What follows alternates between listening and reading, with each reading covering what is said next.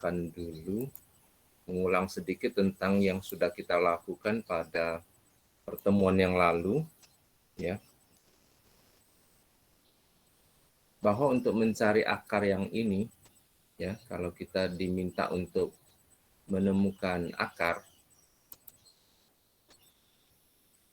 di mana akar itu secara gambar bisa diterjemahkan sebagai perpotongan, ya, mencari alfa, ya, perpotongan grafik Y sama dengan Fx dengan sumbu X, ya, dengan sumbu X. Nah, perpotongan dengan sumbu X akan terjadi jika Y sama dengan Fx ini bernilai 0. Ya. Sehingga proses mencari alfa ini disebut mencari harga 0 fungsi. Ya. Jadi alfa itu disebut harga 0. Ya, harga 0 fungsi. Harga di sini adalah Y, ya, Y. Nah, X-nya itu disebut alfa. Itu prosesnya. Jadi kenapa kadang-kadang di soal itu carilah harga 0 fungsi, ya, harga 0 fungsi. Nah, kalau pakai metode biseksi kita sudah diajarkan kemarin kalau dia diberikan informasi di antara dua nilai, ya, di antara dua nilai A0 dan B0, dan harus dipastikan bahwa alfa ini ada di antara dua nilai Y, yang satu positif, satu negatif, atau negatif positif, ya. Nah, kebetulan ini adalah negatif nilai Y-nya, dan ini adalah nilai Y positif. Nah, itu orang suka bilang Fx-nya positif, ya. Ini Fx-nya negatif. Nah, maka pencarian alfa itu kalau pakai biseksi, dia di alfa didekati dengan rumus C, di mana A0 kalau untuk yang pertama, ya, B0 dibagi 2. Ya. Ini kalau didekati dengan C1.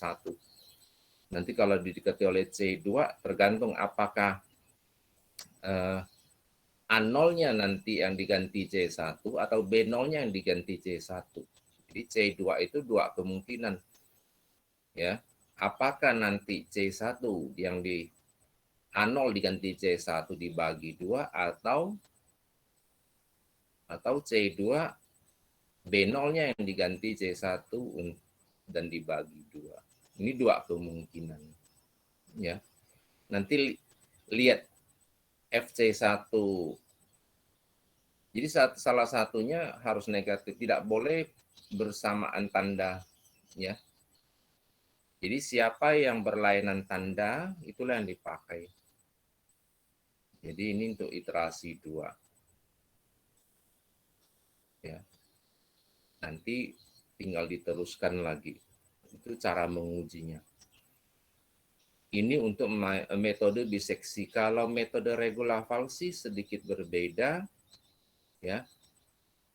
Hanya beda di rumus aja. Di rumus, kalau biseksi itu terus membagi intervalnya, dikurung intervalnya, dikurung sampai terkurung alfanya di antara dua nilai positif negatif itu. Kalau ini menggunakan posisi palsu, ya. Jadi kurvanya itu diganti oleh garis, ya, di mana dia didekati oleh W. Nah, jadi tetap menggunakan Y negatif dan Y positif. Nah, alfa sudah didekati oleh W, kemudian ditarik lagi seperti ini, kemudian didekati lagi oleh W1, W2, dan kita sudah lihat metode regulavalsi tetap menggunakan pendekatan, syaratnya masih sama, harus terkurung, tetapi pakai nilai W yang FB0 kali A0, ya. dikurangi FA0 kali B0 dibagi FB0 kurang FA0. Sedikit berbeda di rumusnya. Nah, pada sore hari ini kita akan melihat lagi yang sedikit lebih nyaman, di mana kita tidak terkurung lagi atau tidak terikat lagi pada tanda plus minusnya itu. Jadi syarat plus minusnya tidak terlalu dipersoalkan lagi. Boleh dipersoalkan, boleh tidak. Nah, yaitu menggunakan metode yang disebut dengan metode garis potong. Ya. Jadi ini metode ketiga, metode garis potong atau metode secant. Jadi caranya kita tidak terlalu pusing dengan nilai yang mengurungnya itu. Sepatan kasih contoh ya. Gambarnya sedikit berbeda, boleh sama seperti ini.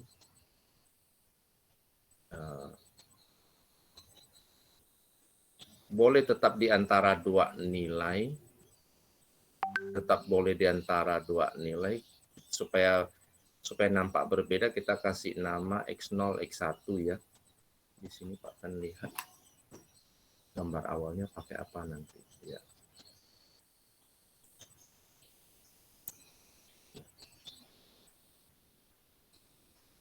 Antara X0 dan X1 boleh tetap seperti ini ya. Atau kalau misalnya kurvanya sudah seperti ini nih alfa, terus kita mengambil dua nilainya itu di mana alfanya tidak ada di antara keduanya. Boleh alfa di antara kedua nilai itu, antara X0 dan X1, boleh juga alfa di luar. Nah, ini bedanya antara metode secant dengan regula falsi dan biseksi. Kalau biseksi dan regula falsi itu syarat mutlaknya alfa itu selalu harus ada di antara A0 B0 ya. Atau W di antara A0 B0. Selalu harus diperiksa satu negatif, satu positif. Ya. Nah, tapi untuk metode garis potong ini itu dibebaskan. Jadi kita tidak terlalu pusing untuk mengurung alfa di antara A0 dan B0. Ya, yang sekarang diberi nama X0 dan X1. Nah, contoh misalnya seperti ini. Ya. Contoh seperti ini. Jadi Pak Tan mempunyai gambar seperti ini. Kita mau cari alfa, perpotongan alfa dengan sumbu X. Terus kita dikasih sembarang dua nilai. Tetap dikasih dua nilai X-nya, X0, X1. Terus bagaimana kita mendekati nilai alfa? Kalau gambarnya masih sama seperti gambar lama, kita tarik aja seperti ini. Maka alfanya didekati dengan nilai X2. Nah, supaya nampak beda ya. Setiap metode kita beri nama yang sama. Yang biseksi kita pakai pakai C. Kemudian yang regula falsi kita pakai W. Ya. Yang ini kita pakai X. Kita kasih nama X2. Nah, kalau menggunakan X2, ya cara mendekati alfanya, rumusnya masih sama dengan regula falsi. Ya. Karena dia gambar yang sama ini. Nah, kalau mau nampak beda, kalau mau nampak lebih sederhana, kita buat gambarnya agak bebas, di mana alfanya tidak lagi harus terkurung di antara terkurung di antara X0 dan X1. Nah, seperti ini misalnya, dua-duanya positif. Ya, caranya sama, kita tarik nih. Dari dua titik ini pada Y kita tarik garis. Dan kita mendekatinya dengan nama X2. Dengan nama X2, benar-benar X2. Sama, prosesnya sama, kita tarik dari dua titik ini. Dua titik pada Y kita tarik dan memotong sumbu X. Nah, jadi kita akan mendekati alfa dengan X2 yang seperti ini. Oke. Nah, kemudian kita berusaha menemukan rumusnya. Ya. Kita berusaha menemukan rumusnya X2. Nah, untuk menemukan X2 ini Pak Tan perlu tempat agak luas. Ini Pak Tan insert satu page dulu ya. Insert new page. Oke.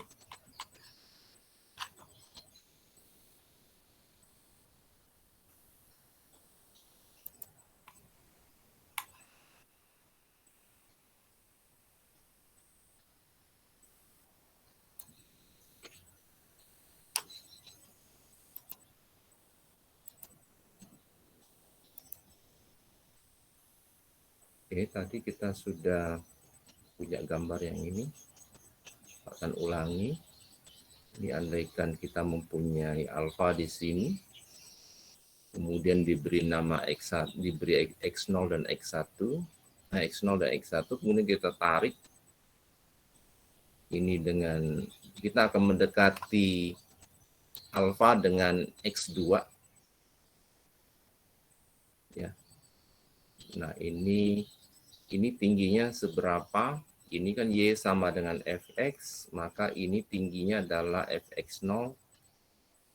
Segini adalah Fx1. Nah, kita akan mencari nilai alfa yang didekati dengan X2. Berarti kita akan mendekati alfa dengan X2. Nah, kalau anak-anak perhatikan atau adik-adik perhatikan dua segitiga ini kalau kita kasih nama supaya tidak terlalu ini A, B, C, D, E, F ya. A, B, C, D, E, F. Supaya tidak terlalu banyak mencatat, ini titik A, ini titik B, ini C, ini D, ya. D, ini E, ini F. Nah, kalau kita pakai kesebangunan menurut pelajaran di SMP, kesebangunan di SMP, ya, kalau kita pakai kesebangunan, dua segitiga ini ABD, ya, segitiga ABD itu sebangun dengan segitiga BCF, ya, segitiga BCF. Maka kalau kita bandingkan sisi BD, ya, sisi BD dengan sisi CF lah, atau AD, segitiga yang pertama itu pasti sama dengan panjang sisi CF yang dibanding dengan BF. Ya. Nah, AB sendiri adalah F1. Ya, AB sendiri adalah Fx1. BD sendiri ya, AD sendiri adalah selebar ini seberapa sih? Dia adalah X1 dikurangi X2. Kemudian CF sendiri segini itu apa sih? Ya. segini itu seberapa. Nah, total tingginya adalah fx0 ya. Jadi segini tadi adalah fx0, segini adalah fx1, ini sama fx1. Jadi segini itu berapa nih? Nah, itu fx0 dikurangi fx1 dibagi dengan BF adalah x0 yang dikurangi x1. Tujuan kita adalah mencari x2. Nah, ini kalikan, maka x0 kali kurang x1 dikali fx1.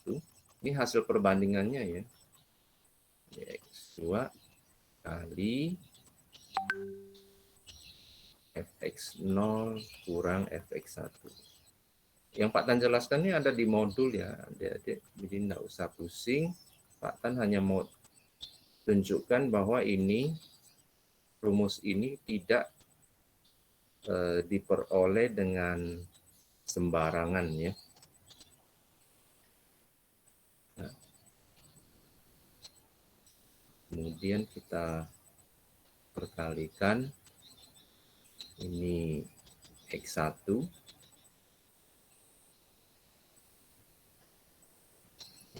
kali fx0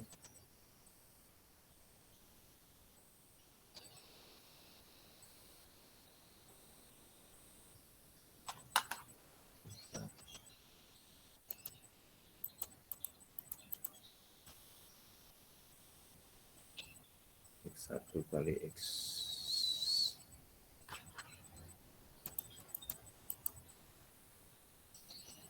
ini adalah fx0 min fx1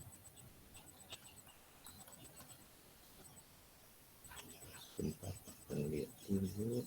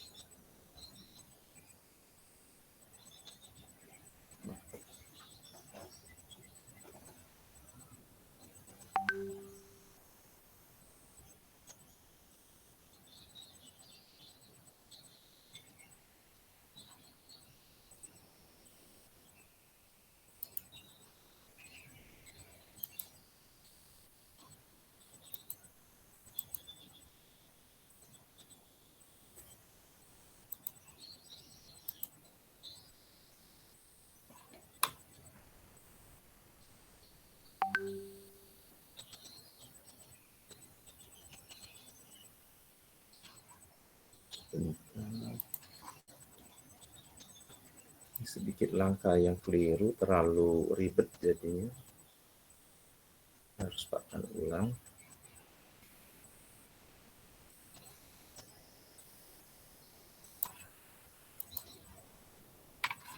Cek. Presentasi Pak Tan masih muncul enggak ya? Halo? Halo? Masih, Pak. Masih ya?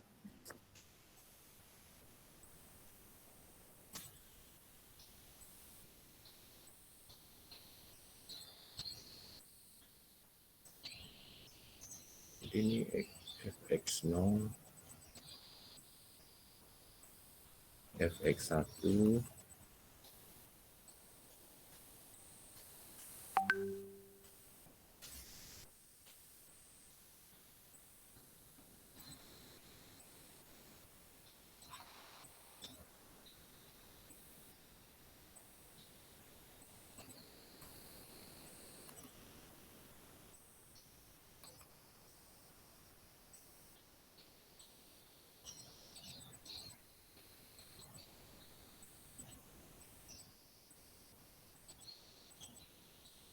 ini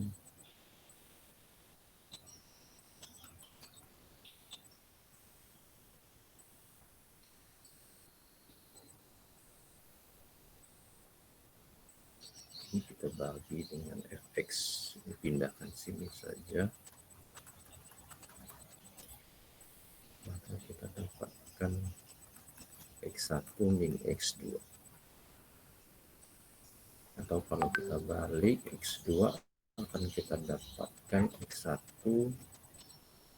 min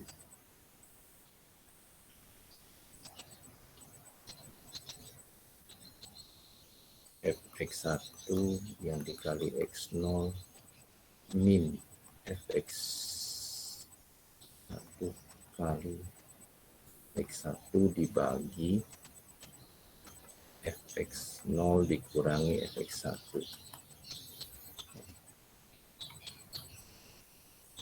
Jadi dengan sedikit kerja keras, kalau ini lipatan balik, ini semua dikalikan min, maka kita akan mendapatkan ini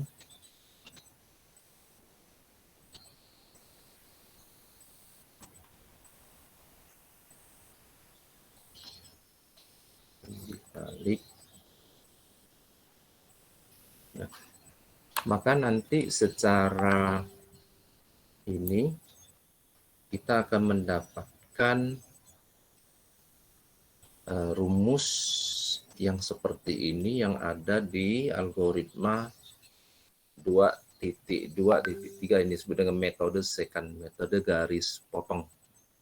Ya, metode garis potong. Itu dipotongkan aja terus seperti itu. Ya. Jadi cara menghafalkan rumusnya itu,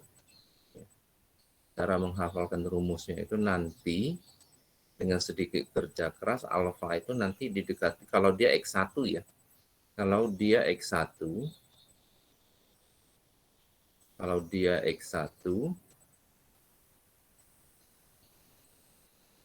ini tadi belum dicantikkan ya. Jadi kalau ini diteruskan, masih diteruskan, adik-adik ini disamakan penyebutnya X1 kali Fx1, nanti dikurang X1 kali Fx0, nanti di atas ditambah Fx1 kali X1 min Fx1 kali X0 dibagi Fx1 kali Fx0.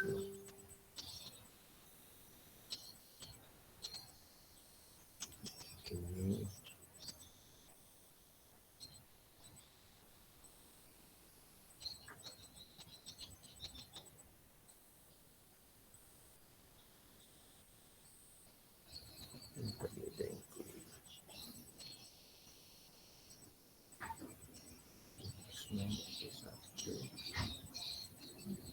setelah disamakan penyebut, nanti kita akan dapatkan rumus ini yang modelnya seperti ini cara membacanya ya. Jadi kalau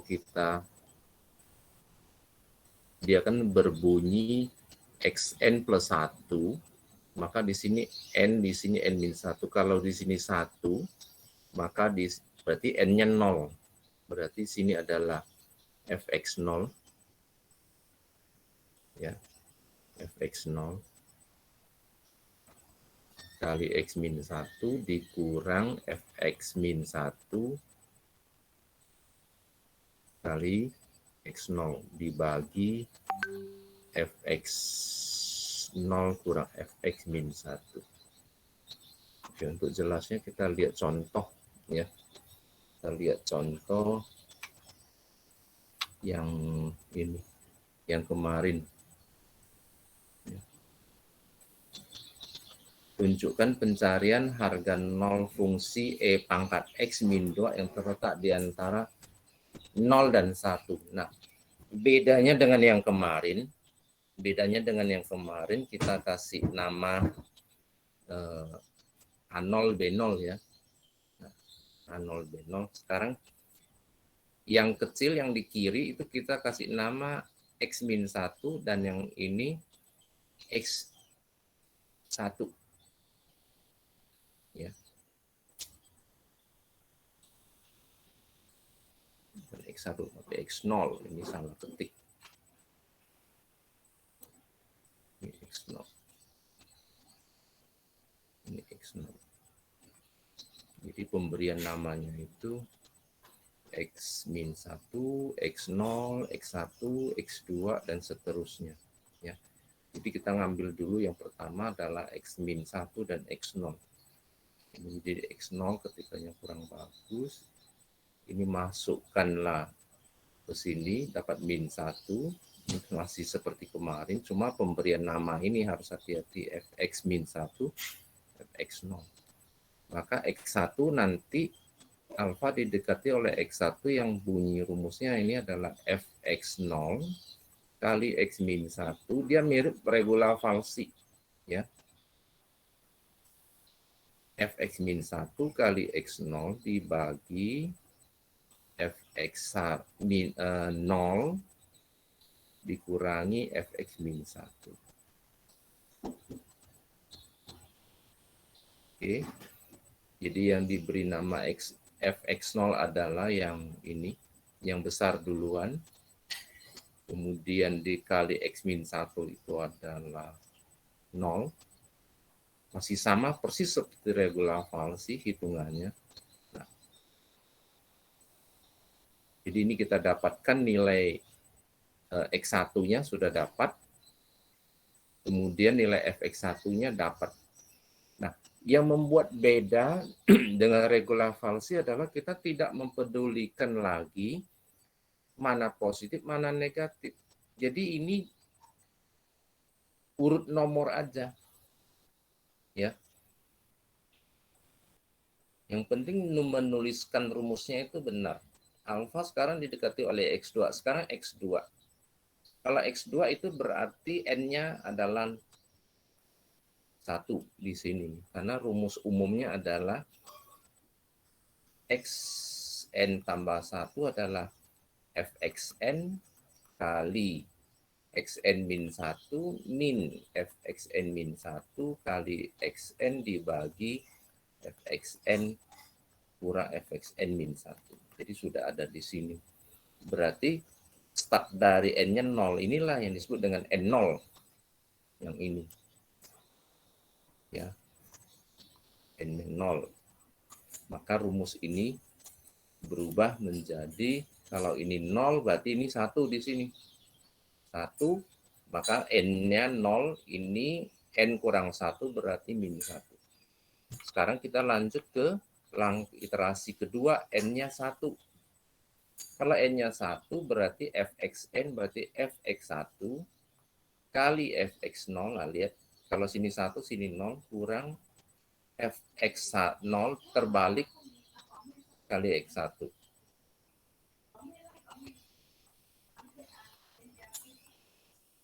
Nah, jadi dia harus dihafalkan berdasarkan penomorannya, tidak lagi berdasarkan pengambilan negatif positif. Nah, ini. Dan ini tidak boleh keliru, ya, penomorannya.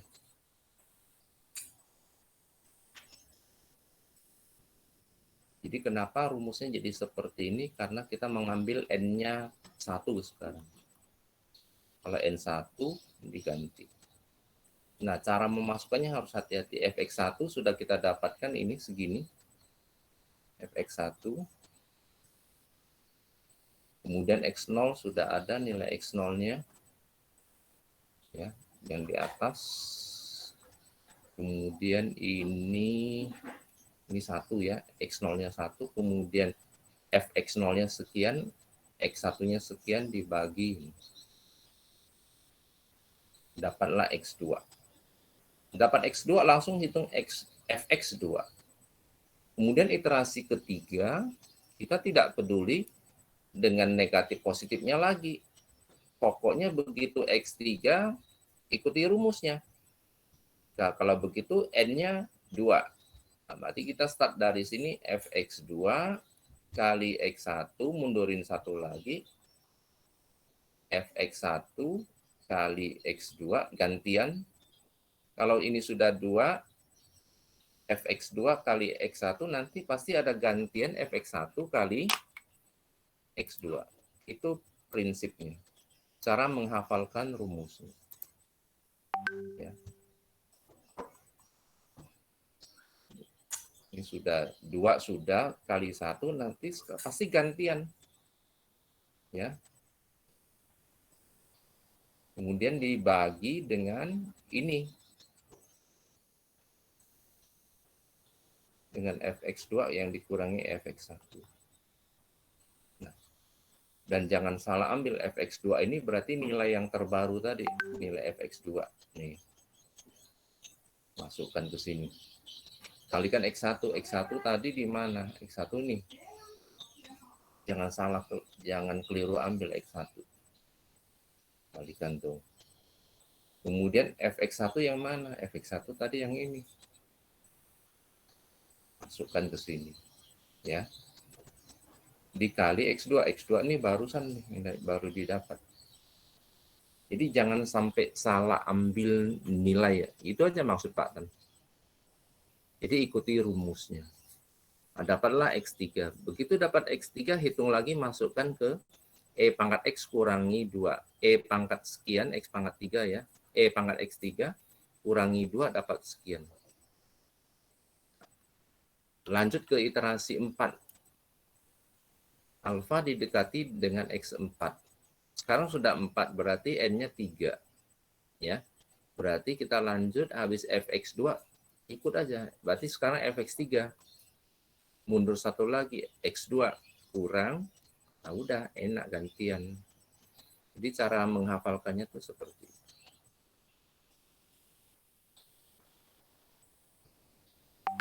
X2. Ini tak boleh keliru tulis. Kalau keliru tulisnya nanti hasil perhitungannya keliru. Oke, fx3. Mana fx3 tadi? Oh ini. Nah, masukkan ke sini. Tuh, sama. Kali x2. Mana x2? Oh ini x2. Ya. X2. Kurang fx2. Mana fx2? Oh ini fx2. Tuh, masukkan ke sini. Kali X3. X3 yang ini yang tadi barusan ditemukan. Ya udah, berarti yang di bawah yang ini fx3 dikurangi fx2. Diulang-ulang aja angkanya. Dihitunglah dapat x4. Nah, nanti untuk iterasi 5 didekati dengan x5 berarti sudah fx4 sekarang. Kali x3. Min fx3 kali fx4. Nah, kali x4.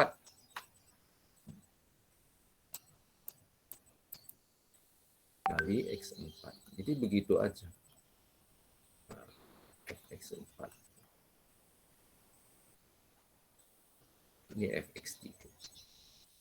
Jadi kalau sudah 5 berarti n-nya itu adalah 4. Karena rumusnya itu fxn plus 1. Berarti kok ini 5 berarti n-nya 4. Nah, berarti sini mulai dari 4. Ya. Udah ini enak ngapalkannya. Ya. Ngambil nilai yang tepat selalu begitu. Ya. Jadi itulah sebabnya kenapa kita memulai soal ini misalkan mulai dari fx x-1 ya. Nanti kita dapatlah x5. Nah, dapat x5. Lihat hasil fx5, wow. Angka 0 di belakang komanya sudah 5 butir. Maka orang bilang ini lebih dekat ya. Makin lebih akurat dibanding dua metode yang tadi sebelumnya. Biseksi dan regular fungsi. Buktinya apa? Nilai fx-nya ini loh. Ya. Mendekati nolnya lebih dekat gitu. Maka orang bilang harga 0 untuk fx ini didekati dengan x5. Nah, jadi metode secant ini, metode garis potong orang bilang sangat mirip gaya rumusnya dengan regular fungsi. Hanya saja regular fungsi masih mempertahankan nilai positif negatifnya untuk mengurung alfa. Kalau yang ini tidak peduli. Dia tidak peduli alfa ada di antara nilai x-1 atau x0 itu tidak peduli dia. Pokoknya Anda mau start dari dua nilai. Ya. Start dari dua nilai.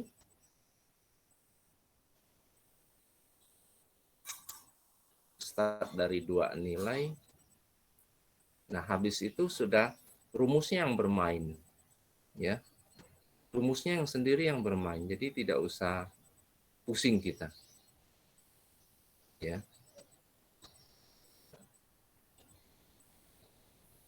Jadi rumusnya yang bermain. Yang penting pola rumusnya ketemu. Jadi dia tidak persoalkan tanda plus minus lagi. Jadi kita tidak terlalu khawatir salah-salah, ya, salah-salah ambil X-nya, nggak perlu lagi, ya. Jadi dengan sedikit kerja keras, ini apa yang Pak Tan jabarkan ini ada di modul, ya. Nanti ada di modul, nanti dibaca lebih jelas lagi. Itu ada prosesnya, ya. Sampailah pada kesimpulan rumus ini, ya. Nah, itu. Nah, bedanya dengan regulavansi pemberiannya ini loh, ya. Pemberian namanya bukan X0, X1, tapi X-1, X0, ya. X-1, X0. Itu aja sih. Oke, sampai situ ada mau ditanyakan adik-adik? Halo? Halo? Cek. Jangan-jangan nggak bisa dengar suara Pak Guru ya? Halo? Bisa kan? Pak. Bisa, Pak. Nah, jadi adik-adik sudah tahu ya bedanya regulavalsi dengan metode secant atau metode garis potong, ya.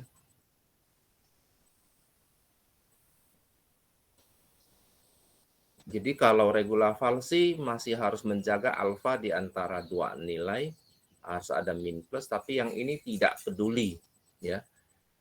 Metode secant melulu hanya memperhatikan urutan X-nya aja, mulai dari X-1, X0, X1, X2, X3, X4, dan seterusnya, ya. Nah, cara merangkai rumusnya itu, ya, jadi dia tidak terlalu memperhatikan lagi posisi alfanya, ya.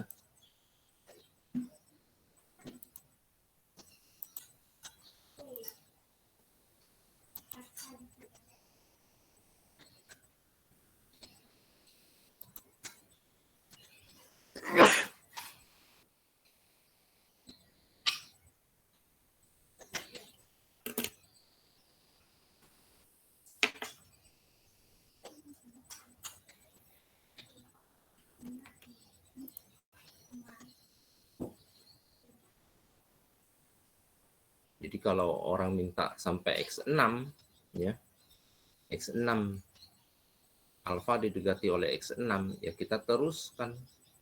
Berarti Fx5. Nah, karena sini 6 berarti N-nya 5.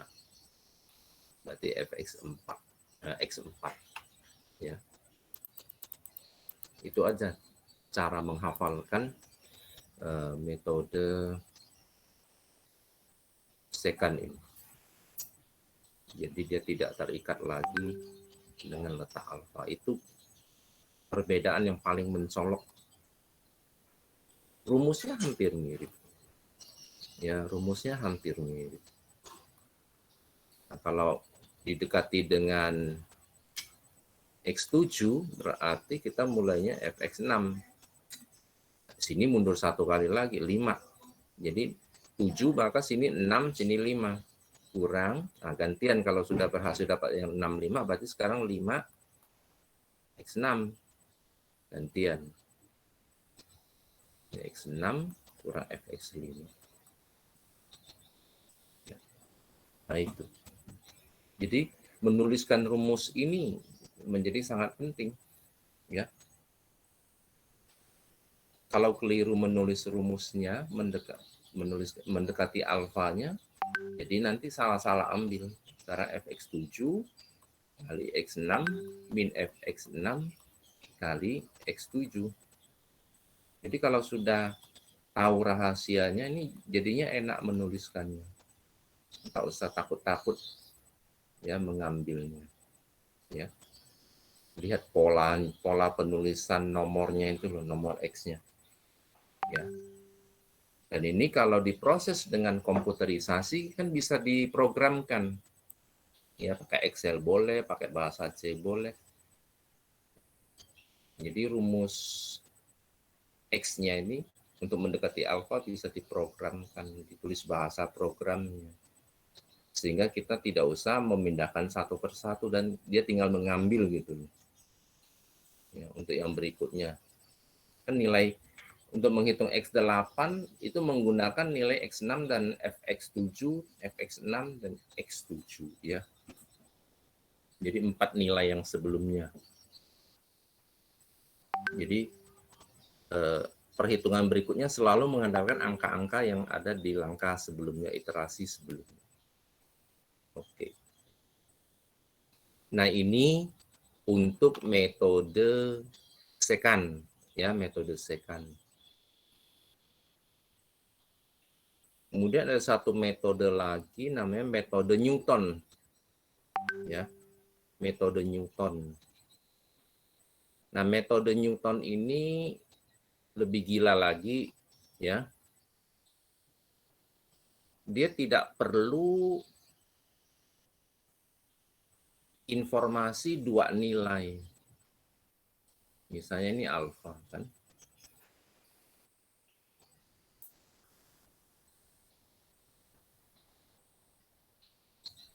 Ini Y sama dengan Fx. Kita mau mendekati alfa. Bagaimana cara mendekati alfa? Nah, kalau metode Newton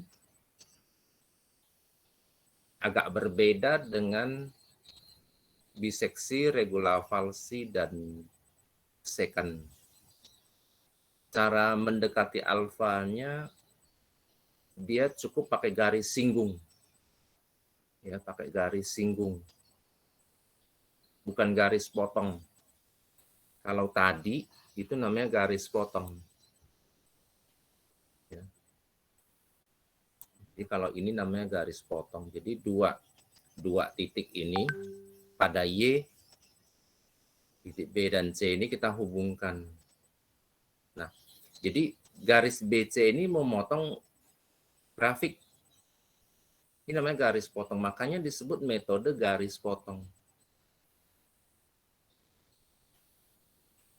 Jadi dengan mengambil dua titik sembarangan di kurva itu, ya, baik yang memuat alfa maupun tidak memuat alfa, ya.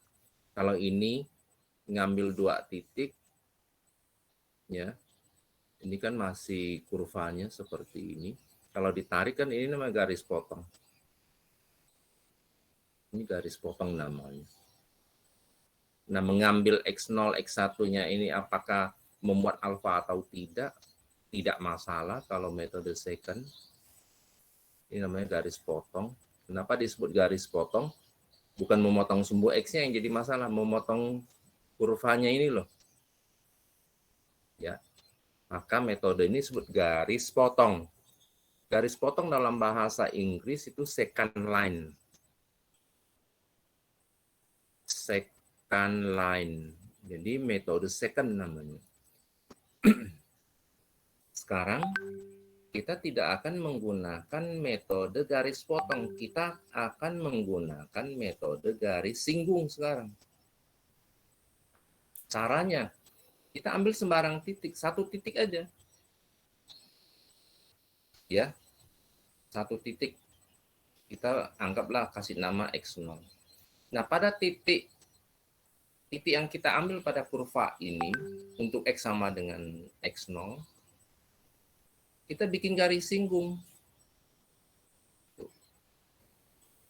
Ya, kita bikin garis singgung. Kalau adik-adik masih ingat pelajaran lingkaran, kalau kita punya lingkaran atau kurva ya, parabol. Nah, ini namanya titik singgung. Atau kalau kita bikin garis, ini namanya garis singgung kurva ya. Kalau belajar kalkulus ini ya, garis singgung. Jadi kita bikin garis singgung ya, bikin garis singgung. Nah, garis singgung ini memotong sumbu X. Jadi kita meminjam meminjam garis singgung untuk mendekati alfa. Nah, ini nanti diberi nama apa supaya tidak terlalu jauh. Ini diberi nama X juga, ya. Kita kasih nama X1. Kemudian masih terlalu jauh, naikkan lagi sekarang. Kita bikin garis singgung di titik X1, Fx1. Ini namanya titik X0, Fx0. Saat X-nya X0, maka nilai Y-nya Fx0. Ini namanya titik singgung. Titik singgungnya X0, Fx0. Sekarang yang ini titik singgungnya adalah X1, Fx1. Nah, bikin garis singgung lagi. Terus, ya. Nah, makin dekatlah. Jadi, semakin dekat titik singgung yang kita ambil dengan alfa, maka perpotongan garis singgung dengan sumbu X akan makin mendekati alfa. Ya, makin mendekati alfa. Nah, bagaimana menjelaskannya itu? Jadi kalau kita kasih nama Y misalnya ini ya. Ini kita mau cari nilai X1. Ini memang harus sedikit harus kuat MTK-nya di sini ya.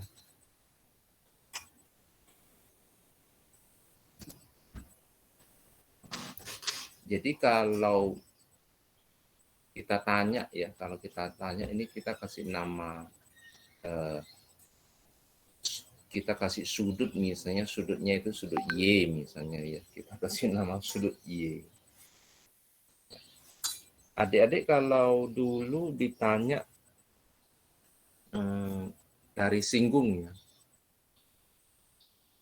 kemiringan garis. Kalau adik-adik ditanya garis ini seberapa miring ya, nilai kemiringan garis ini gimana ngukurnya, apa yang Anda ukur gitu. Ya. Masih ingat enggak di pelajaran kalkulus atau di SMA sudah, di SMP dijelaskan enggak ya? Apa nih maksud dengan kemiringan garis? Ya. Apa yang dimaksud dengan kemiringan garis? Dan bagaimana cara ngukur kemiringan garis? Ini Pak Tan tunjuk. Misalnya kita punya satu garis miring begitu. Garis ini seberapa miring sih? Nah, kita akan mencari kemiringannya. Cara mencari kemiringan garis itu gampang sebenarnya. Kita bikin aja sembarang ya, segitiga siku-siku yang seperti ini. Ya, kita ambil garis horizontal, garis vertikal, kita potongkan mengenai garis ya. Kena garis tersebut, ini garis G orang bilang. Potong aja sembarangan. Pokoknya ada garis horizontal memotong garis G, ada garis vertikal memotong garis G. Sehingga terciptalah segitiga siku-siku. Nah, kita fokus ke segitiga siku-sikunya ini. Nah, ukur panjang ini berapa? Perpotongan ini. Misalkan dia nilainya adalah P. Yang ini nilainya adalah R. Nah, yang disebut dengan kemiringan, orang suka pakai gradien. Gradien garis G ini suka dikasih nama MG, itu sebenar-benarnya adalah perbandingan P dengan R. Misalnya kita dapatkan ini adalah 3 cm, ini 4 cm. Maka orang bilang kemiringan garis ini adalah 3/4. Itulah cara mengukur kemiringan garis. Kalau dia miring ke kiri bagaimana, Pak? Kalau miring ke kiri sama cara membuatnya. Sembarang aja pokoknya dapat segitiga siku-siku. Nah, ini misalnya K, ini dapatnya panjangnya L. Ini garis garis apa namanya, garis T misalnya. Nah, garis T ini, MT ini adalah K yang dibagi L, tetap yang tegak bagi datar. Cuma supaya tidak salah sangka dengan yang miring kanan dengan miring kiri, yang miring kiri diberi nama minus, ada minusnya, ada tanda minusnya. Jadi tanda minus ini menunjukkan garisnya itu miring ke kiri. Ya, garisnya miring ke kiri. Kalau plus miring ke kanan. Nah, itu cara mengukur kemiringan. Oke, nah itu sedikit intermezzo pelajaran SMP. Sekarang kita akan menggunakan ilmu anak SMP lagi. Ya, dalam menentukan nilai X1. Jadi kita akan mendekati alfa dengan X1. Nah, sekarang bagaimana kita mendekati nilai X1 ini? Ya. Nah, kita pakai kemiringan garis. Ya. Orang bilang kemiringannya ini garis singgung ini namanya garis singgung. MGS ini sudah ada segitiganya, yaitu seberapa tinggi ini seberapa tinggi, itu adalah fx0. Ya, fx0 dibagi dengan selebarnya ini. Seberapa lebar ini? Ini adalah x0 yang kurangi x1. Ya. Nah, kalau adik-adik mempelajari kalkulus dulu di semester berapa kalkulusnya kalian? 1 apa 2 ya, kalkulus 1 ya? Atau pelajaran SMA? Tuh? Semester 1 ya. Kalau tidak salah di SMA atau SMK kelas matematika wajib ya, itu kelas 11. Jadi kalau anak-anak punya kurva ini di titik ini Y sama dengan Fx, kemudian anak-anak disuruh bikin garis singgung di titik X0 ya, di X0 seberapa miring garis ini. Nah, kalau ada kurvanya, kita tidak perlu pakai ilmu ini. Yang P bagi R ini yang bikin segitiga, terus ambil tegak dibagi datar, itu kalau garisnya digambar di tempat sembarang. Tapi kalau garis ini merupakan garis singgung terhadap suatu kurva, maka garis singgung ini kemiringannya diukur dengan turunan. Turunkan kurvanya, masukkan X-nya diganti dengan X0. Ini ilmu anak SMA kelas 11 atau kalkulus 1. Jadi kemiringan garis singgung dari suatu kurva itu adalah F aksen X0. Maka di sini diganti F aksen X0. Jadi jangan bingung. Kemudian ini tukar tempat. Ya, tukar tempat. Maka ini Fx0 dibagi F aksen X0. Nah, yang kita cari kan X1 ini pindah. Berarti ini yang pindah ke sini, X0 pindah ke kiri. Ini F aksen X0. Ini X1. Maka kita dapatkan nilai X1 sama dengan X0 yang dikurangi Fx0 kurang F aksen X0.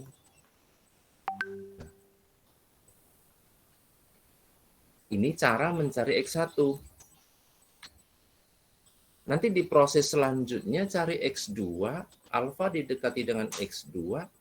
Nanti dia X1 dikurangi F X1, F aksen X1. Modelnya mirip.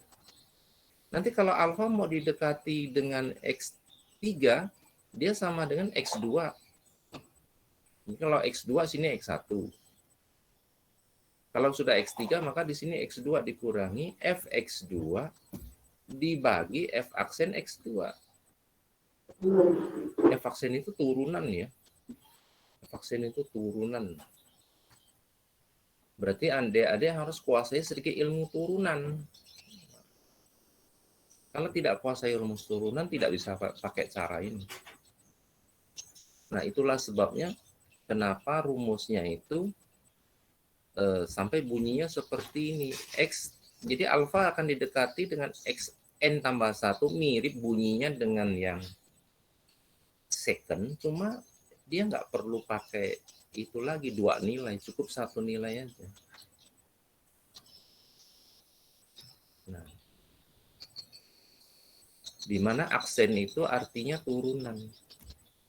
Dan ini cara ini jauh lebih mudah menggunakannya. Oke, kita langsung lihat ya. Cara masih cara yang sama. Jadi kita mau cari alfa. Terus pertama-tama kita misalkan fx-nya itu e pangkat x kurang 2. Ya. Harga nolnya alfa, ya. Harga nolnya masih alfa. Nah, apa yang harus adik-adik lakukan setelah nulis ini? Kita harus mencari nilai turunannya. Nah, disinilah adik-adik harus jago turunan. Ya, harus jago turunan loh. Kalau enggak tahu turunan gawat. Kalau turunan aljabar kayak gini, K X pangkat N, maka cara nurunkannya adalah F aksen X berarti K kali N, X pangkat N kurang 1. Ini tolong diingat-ingat kembali ilmu kalkulus 1. Kalau sebangsa yang sin konstan, turunan sin X adalah cos X. Nah, itu juga harus tahu. Ini namanya turunan aljabar. Ini namanya turunan trigono. Nah, yang ini namanya turunan eksponen. Nih. Yang pakai acara A pangkat X. Ya, hati-hati. Rumus-rumus yang mengandung ini namanya eksponen punya nih. Nah, adik-adik harus baca kembali rumus-rumus turunan, baik yang aljabar, baik yang trigono, eksponen, ada satu lagi yang logaritma. Hati-hati, log X. Karena tidak menutup kemungkinan fungsinya adalah fungsi logaritma. Jadi di matematika yang kita pelajari, ada 4 macam fungsi. Fungsi aljabar, fungsi trigono, fungsi eksponen, fungsi logaritma. Nah, khusus untuk soal sore hari ini yang E pangkat X kurang 2, ini namanya fungsi eksponen. Karena X-nya dipakai sebagai pangkat, bukan X yang dipangkat kayak ini. Ya, bukan kayak gini, ini nama aljabar. Kalau X yang dipangkatkan 3, apa turunannya? Ya 3X kuadrat. Ini aljabar, ini X yang dipangkatkan. Kalau kayak gini, E pangkat X. X-nya yang jadi pangkat. Nah, kalau adik-adik masih ingat, turunan dari E pangkat X. E pangkat X turunannya itu tidak pernah berubah, abadi dia E pangkat X. Turunan dari 2, 0. Maka F aksen di sini tinggal E pangkat X. Ya, tinggal E pangkat X. Jadi kenapa kok tiba-tiba hilang nih, Pak? Ini ada tanda aksen ya. Adik-adik perhatikan di sini ada tanda aksen. Pak kan gede ini. Nah, rasakan tulisannya, bedakan tulisannya dengan ini. Kok ini ada kurang 2, sini tak ada 2. Ini sudah mengalami penurunan. Nah, proses turunan namanya. Ya, proses turunan.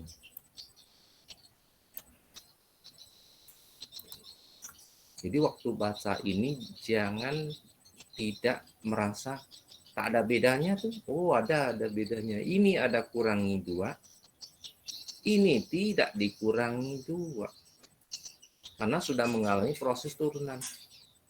Nah, tapi hati-hati ya.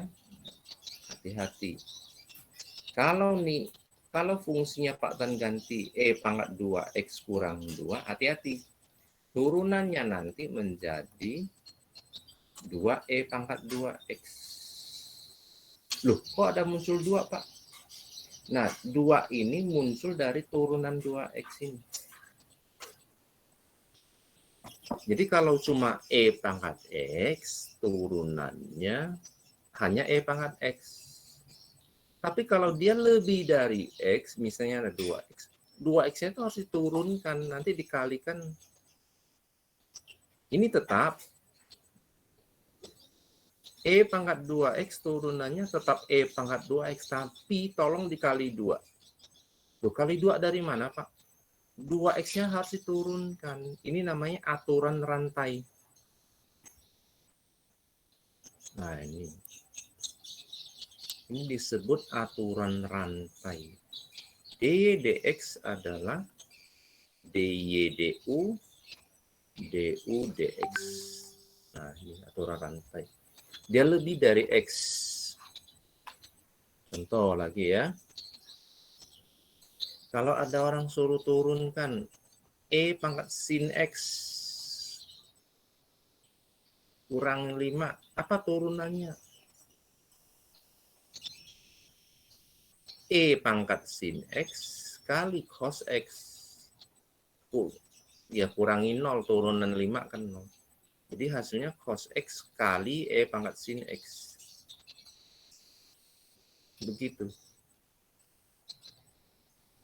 Jadi sin X-nya harus diturunkan karena dia sudah lebih dari X. Kalau tidak lebih dari X, hanya X ya tetap E pangkat X. Nah, itu maksud Pak Guru.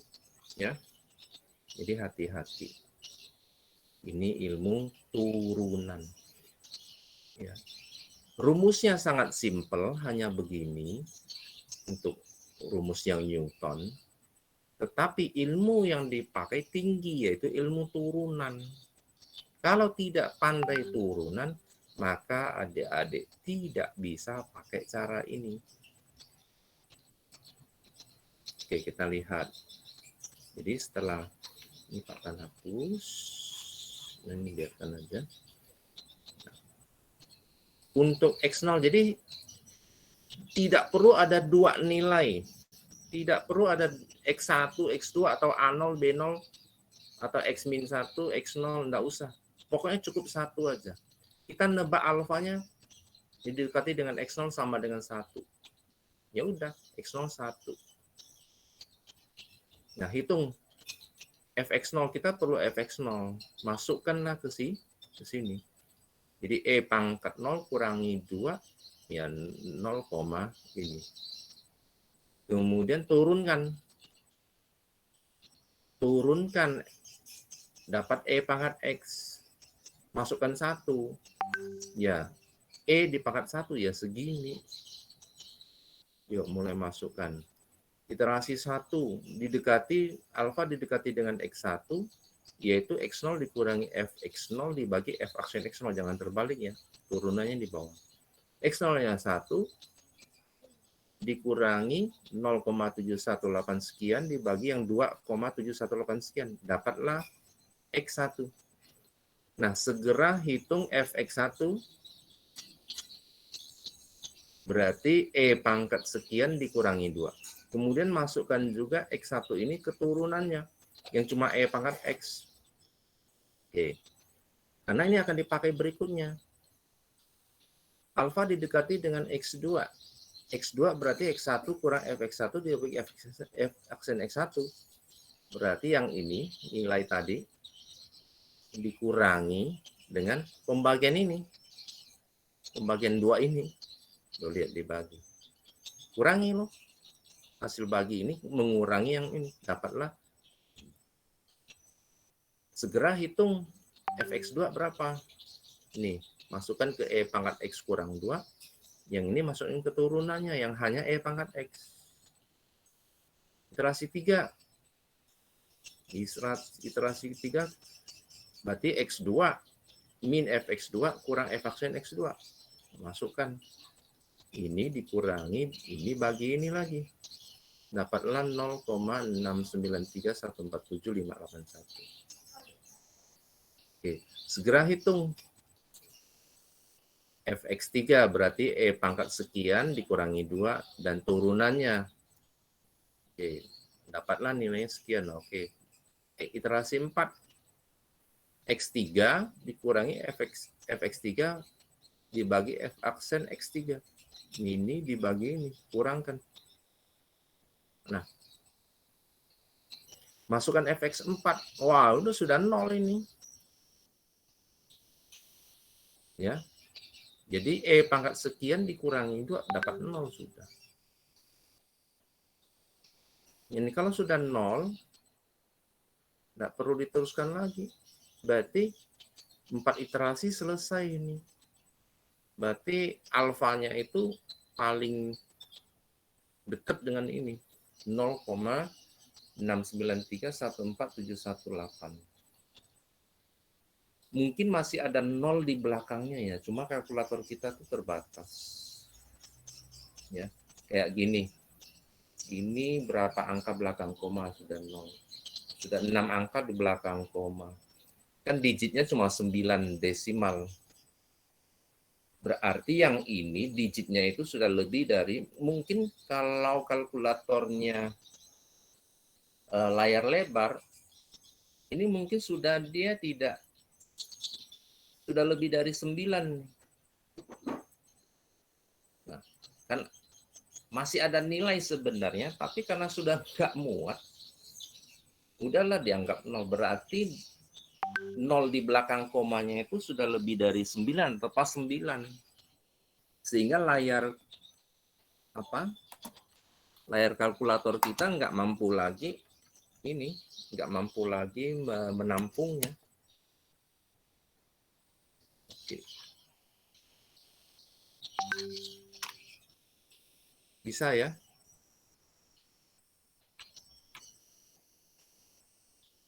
Jadi untuk yang Newton ini memang rumusnya sangat sederhana, diawali dengan satu tebakan awal didekati dengan X0. Oke. Kemudian kita perlu mencari Fx dan F aksen X. Ya. Nah, dengan ini maka alfa kalau didekati dengan X1 dia menggunakan nilai X0 kurangi F aksen kurangi F X0 dibagi F aksen X0, jangan terbaliknya, F aksennya yang di bawah. Demikian seterusnya. Ya. Nah, kalau ada X4 ya berarti sini pasti X3. Sini Fx3, F aksen X3. Dan semua nilai yang di atasnya akan dipakai. Ya. Jadi rumus yang Newton paling mudah, menggunakannya paling gampang, tetapi ingat, ini bisa jadi masalah kalau anak-anak atau adik-adik lupa. Harus jago nih, harus jago turunan. Kalau tak bisa turunannya gagal cara ini. Oke ya. Nah, ini bisa dibaca kembali di modul. Ya. Ini Pak Tan hanya menjelaskan. Oke. Nah, adik-adik kembali lagi ke latihan ya, nanti di sesi 2 selesaikanlah soal latihan yang kemarin itu dengan 2 metode yang terbaru. Ya. Jadi latihan gunakan metode secant sama metode Newton. Ya. Untuk sesi 2 nanti bisa latihan sendiri. Maksudnya yang mana, Pak? Maksudnya itu soal yang ini, yang kemarin, yang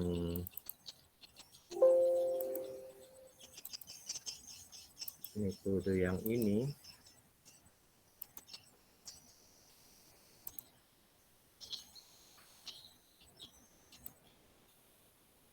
Nah ini, yang latihan satu ini, nah nanti kan tidak ada latihannya tuh, nanti anak-anak atau adik-adik bikin lo latihannya sendiri. Efeknya masih ini, ya. Terus berarti X min 1-nya 0, X 0-nya 1,2. Pakai metode second, ya.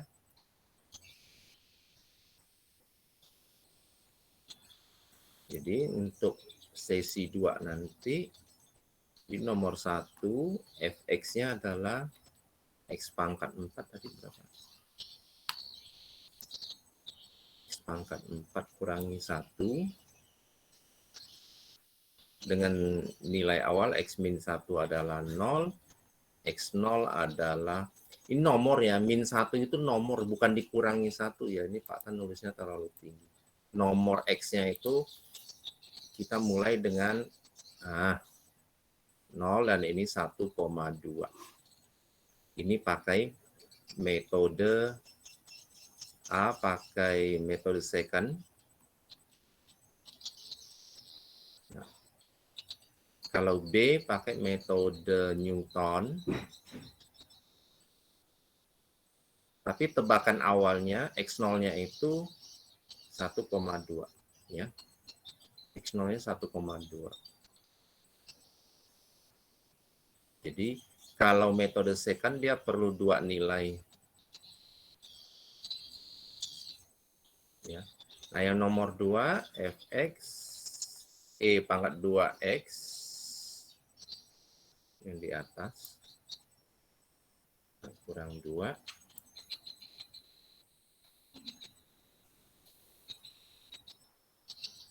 0,1, maka pakailah metode second dengan mengambil x min 1-nya itu 0 dan x0-nya itu 1. Sedangkan kalau pakai metode Newton, ambil x0-nya 1 aja ya. Jadi metode Newton hanya perlu 1 nilai. Metode biseksi, regular falsi sama second perlu 2 nilai awal. Perlu 2 nilai. Itu beda. Oke, nanti di sesi 2 ini dilatih ya. Dilatih. Boleh di screenshot dulu adik-adik.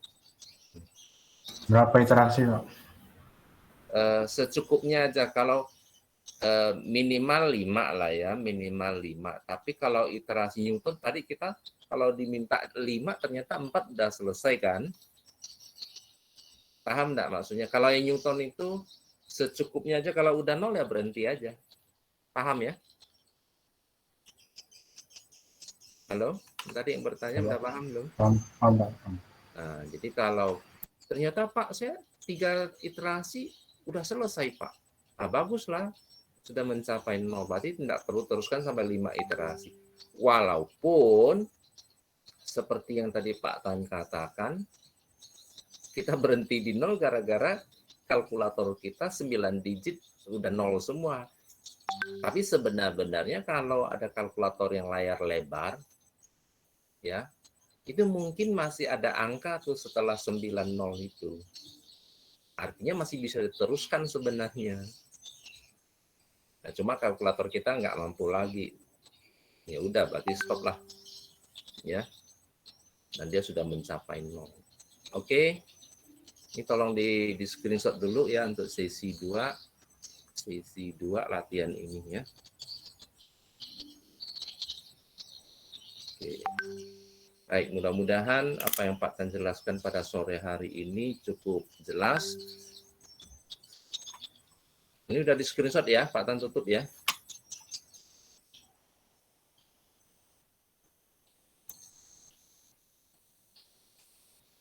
Baik, untuk sore hari ini selesai pertemuan kita. Terima kasih atas perhatiannya. Silakan beristirahat. Sesi 2 nanti hanya meneruskan latihan dengan 2 metode itu. Sekian, terima kasih. Selamat malam. Malam, Makasih, Pak. terima kasih. Malam, Pak. Terima kasih. Malam, Pak. Isi